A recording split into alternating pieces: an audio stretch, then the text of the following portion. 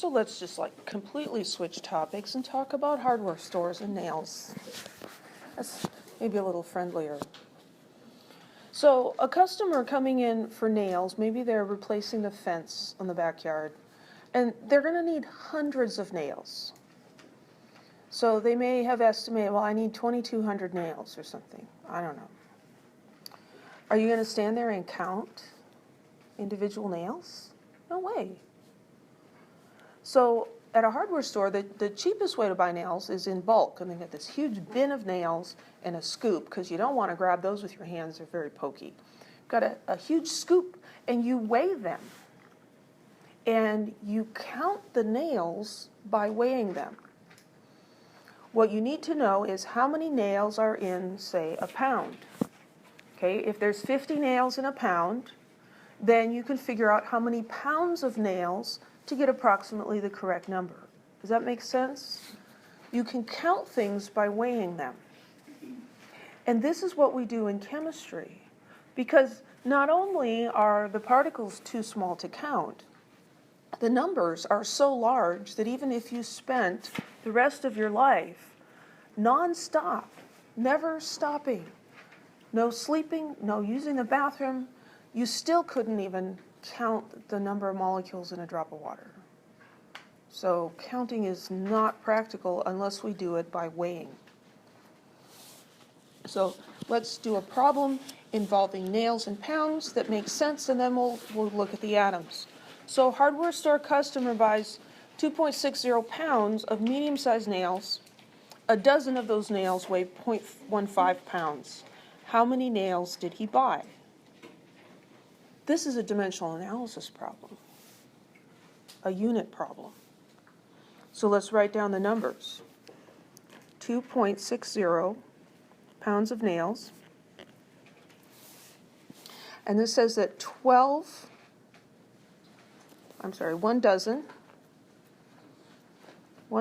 nails weighs 0.150 pounds.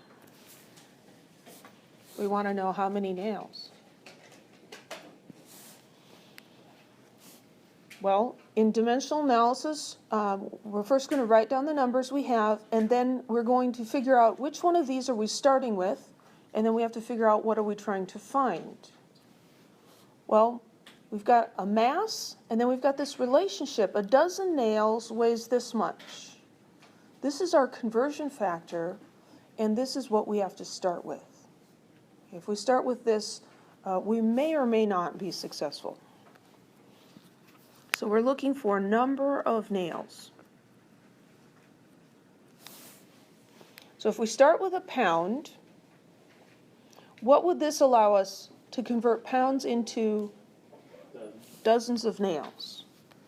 So we could go from pounds of nails to dozens. How do I convert between dozens and numbers? 12.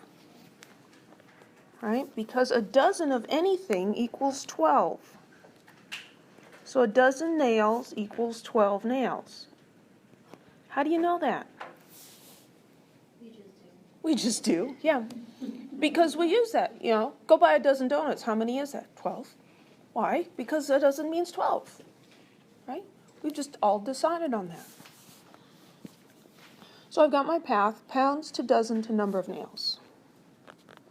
2.60 pounds, two fractions, because there are two arrows. I'm going to put dozen here and nails here. Whoops.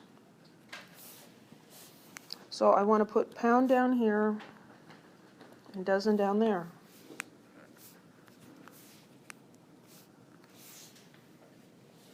Okay? We make the path. We look at the number of arrows. That's how many fractions we have. These units, pound to dozens to nails, are the ones on the top. Pound to dozen to nails. I take the first unit. That goes in the denominator here because I want those to cancel out. I take this unit, dozen. I put it down here because I want those to cancel out. After you get all the units in place, then go for the numbers.